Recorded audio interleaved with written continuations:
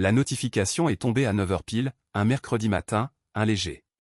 bourdonnement contre la table de chevet de l'hôtel que j'ai failli ignorer car j'étais à Lyon pour une formation de bénévolat destinée à l'alphabétisation des adultes. 5 jours de stage que j'attendais avec impatience depuis des mois et j'avais déjà coupé la plupart de mes alertes avant de me coucher la veille mais quelque chose m'a poussé à consulter mon téléphone et l'écran affichait alerte ring. Mouvement détecté. Porte d'entrée. Et je me suis dit que c'était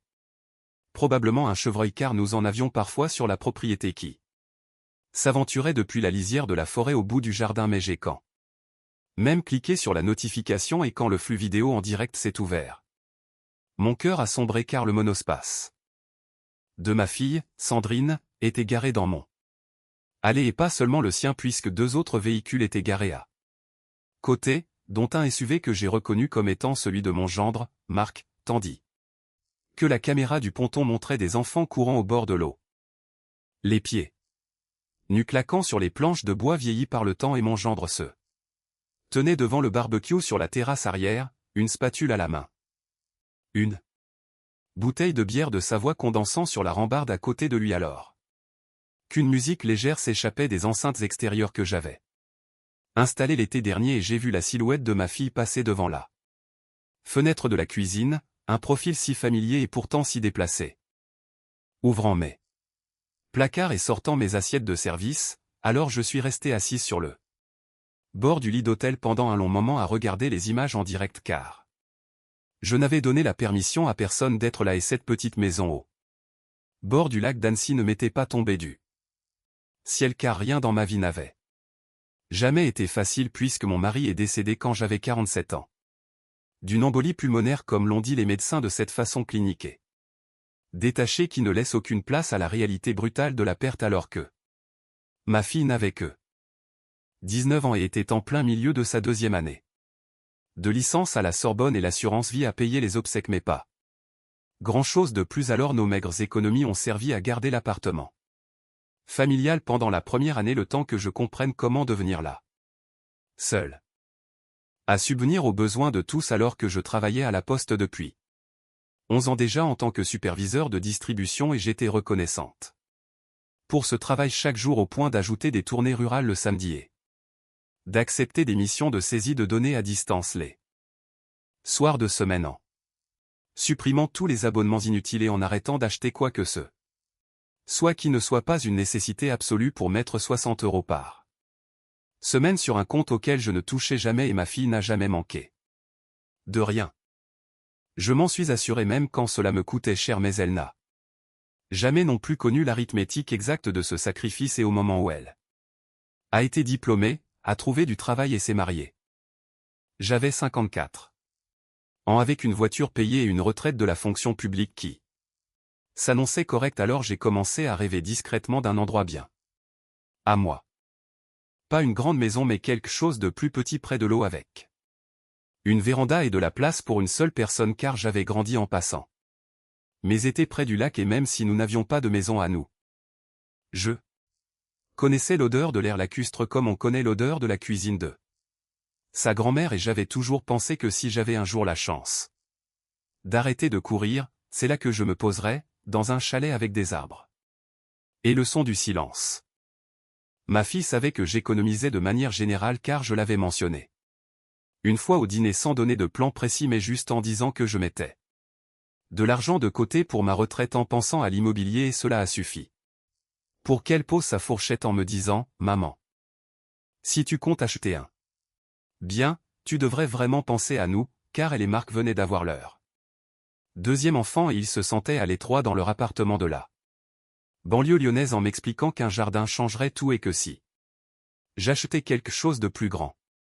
il pourrait avoir de la place pour les enfants les week-ends alors que mon gendre hochait la tête de cette façon. Qu'il a de faire croire que tout est déjà décidé en ajoutant tout en se servant du pain que je pourrais aussi envisager de mettre cet argent de côté pour les futures études des petits. Au lieu d'une résidence secondaire que j'utiliserais à peine et j'ai regardé ma fille en attendant qu'elle le reprenne mais elle ne l'a pas fait et a simplement repris sa fourchette alors j'ai conduit jusque chez moi. Ce soir-là les mains fermes sur le volant avec une décision gravée dans mon cœur. Car je ne dirai plus un mot de mes projets à aucun d'eux et quoi que je fasse à partir de ce moment, je le ferai seul. J'ai connu Françoise pendant 30 ans, à l'époque où nous travaillions toutes les deux au centre de Trier. Déjeunions sur les marches en été avant qu'elle ne quitte la poste pour passer sa licence d'agent immobilier et monter sa petite agence autour du lac. Alors je l'ai appelée un jeudi après-midi d'avril et elle n'a pas demandé pourquoi je cherchais ou si quelqu'un d'autre était impliqué mais a juste dit « Je vais te trouver ça, de quoi as-tu besoin ?» Et ce dont j'avais besoin c'était d'une maison de pêcheur avec un ponton, une cheminée à bois, au moins 2 chambres au cas où une amie voudrait venir me voir et un prix que je pourrais payer comptant. Ou avec un tout petit crédit et Françoise m'a envoyé 4 annonces au cours des 2 semaines suivantes mais la 3e m'a coupé le souffle car elle se trouvait à 20 minutes de la plage publique au bout d'un chemin de gravier.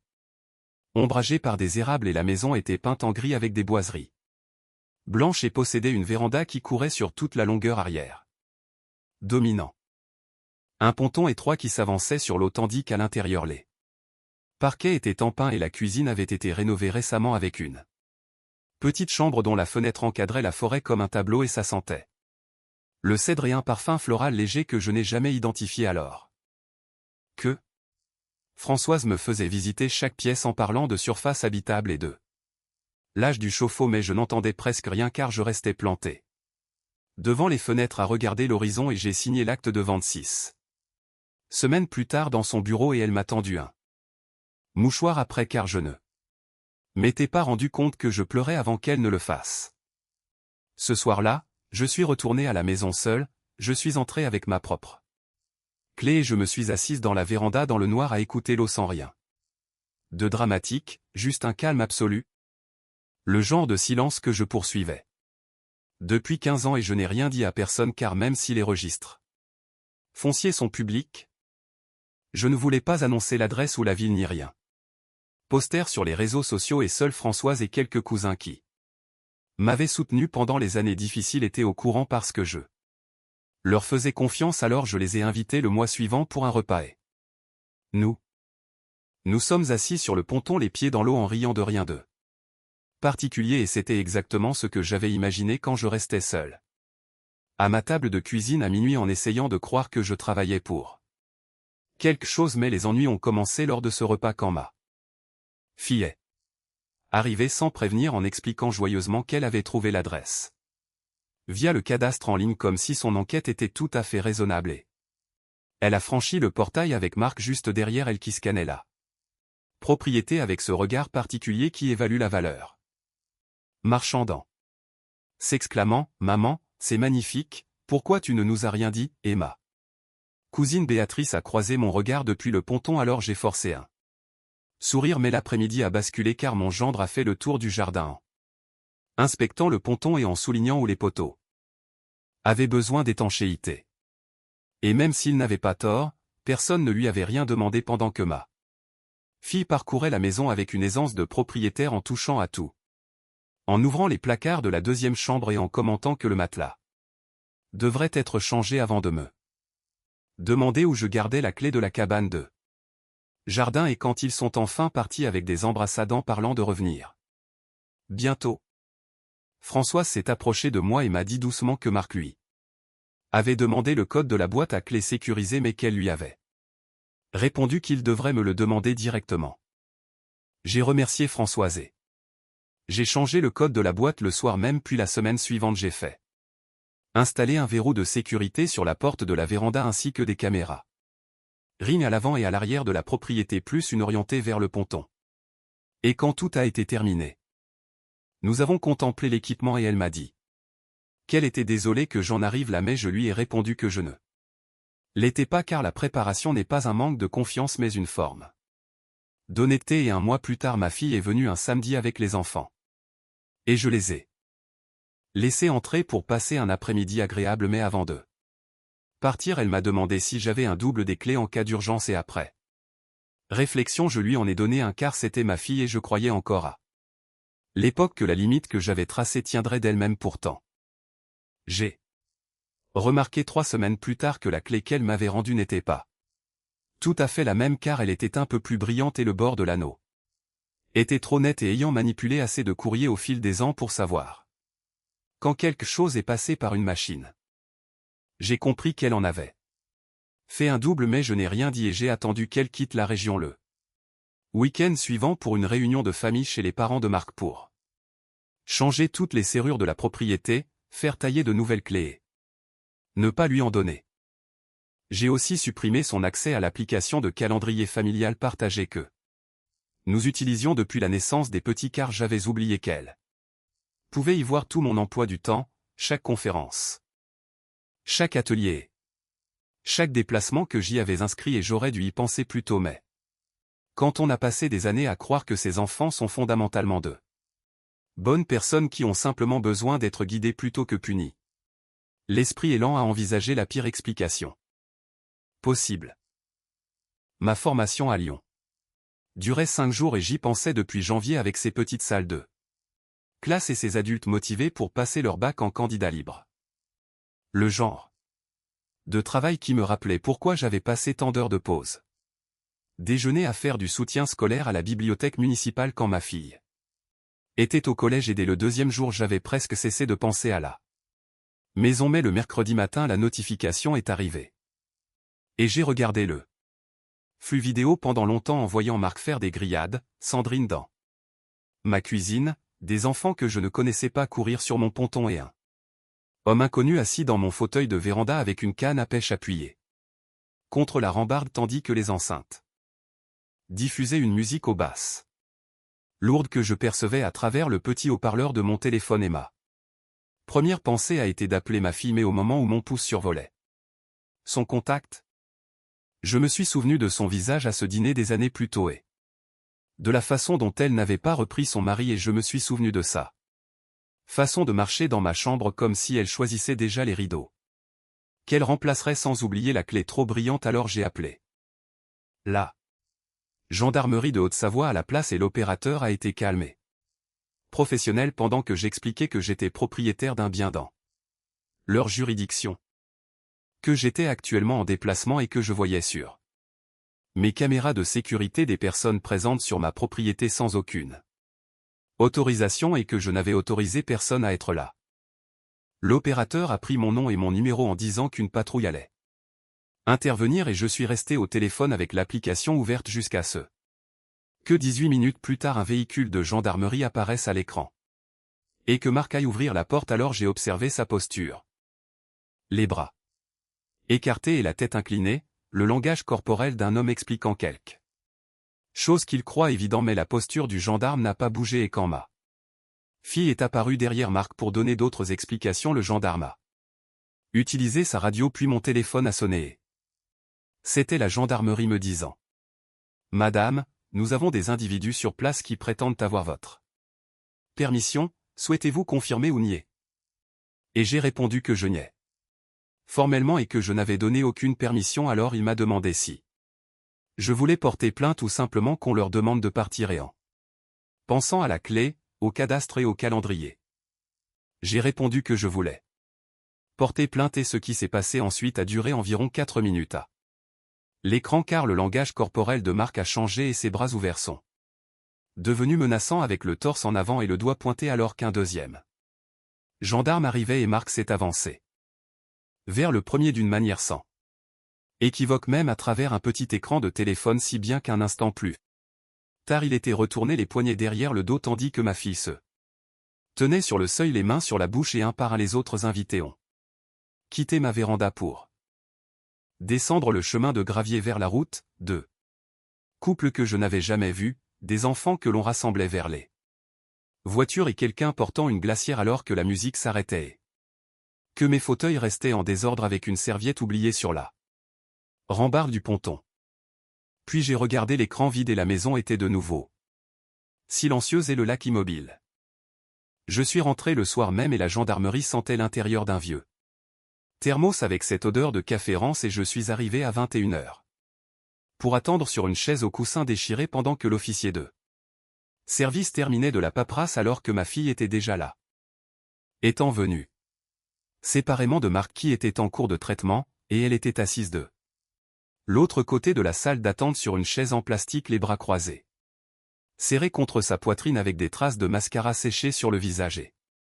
quand elle m'a vu elle s'est levée immédiatement. Me suppliant, maman, s'il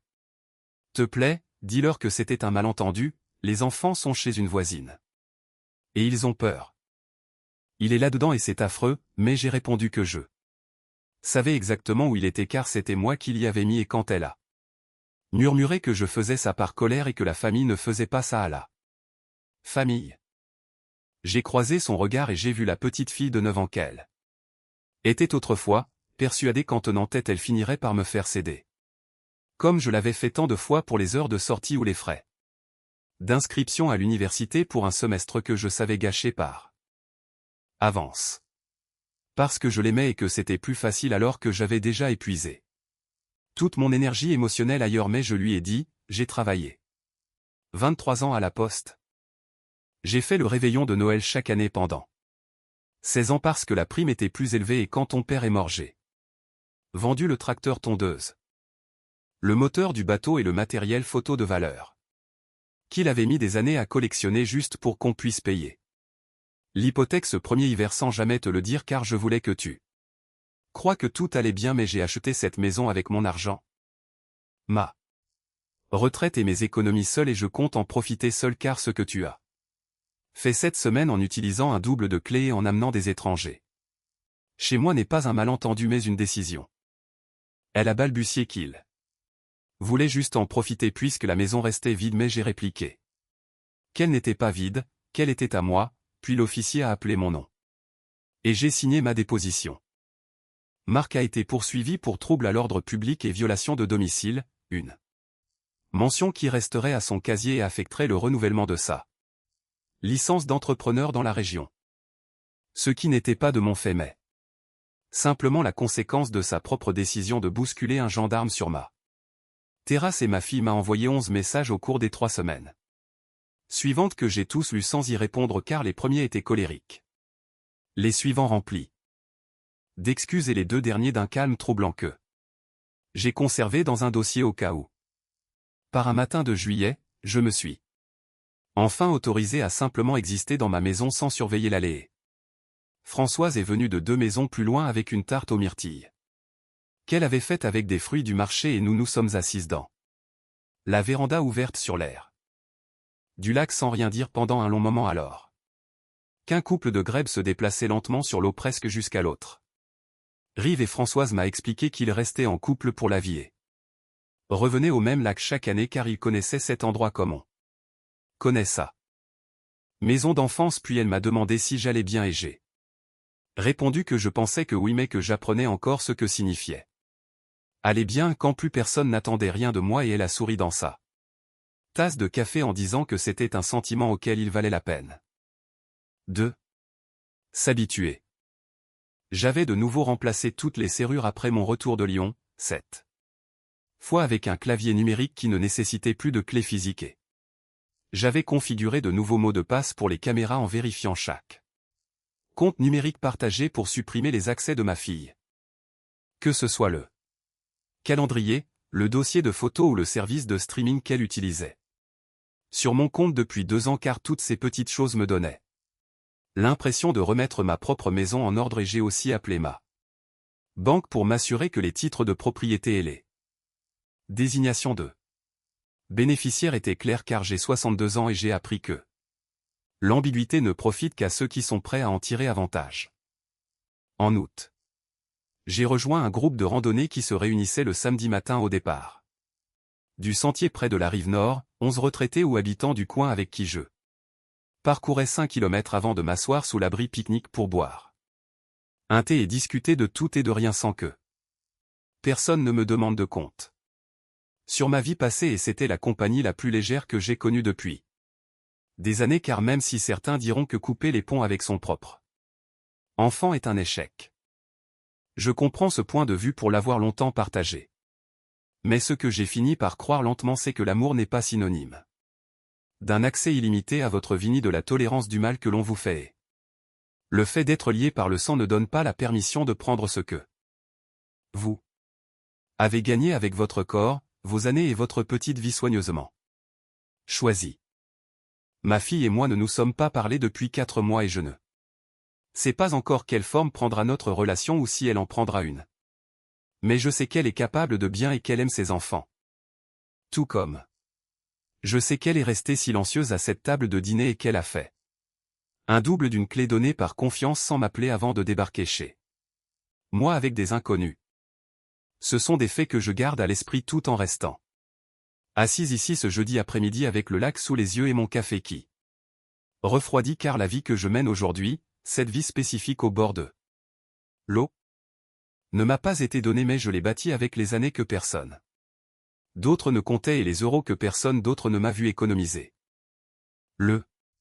ponton, les oiseaux, la tarte aux myrtilles et les marches du samedi dans l'air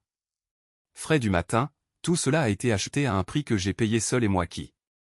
avais cherché la paix toute ma vie d'adulte à travers les heures supplémentaires et les murs fins des appartements en faisant passer les besoins des autres avant les miens. Je sais maintenant que le « un jour » ne vient pas tout seul et qu'il faut arrêter d'attendre la permission d'habiter sa propre vie en cessant de croire que les gens à qui vous avez tout donné finiront par vous rendre quelque chose avant que vous ne preniez ce dont vous avez besoin car parfois la chose la plus aimante que vous puissiez faire pour vous-même et honnêtement pour eux est de tracer la ligne clairement et de la maintenir sans excuser en ce jeudi après-midi d'octobre alors que les érables sont devenus orange vif et que le lac a cette teinte gris éteint que je n'ai vu nulle part ailleurs, je bois mon café dans ma véranda en regardant les oiseaux et pour la première fois de ma vie je n'ai peur de rien.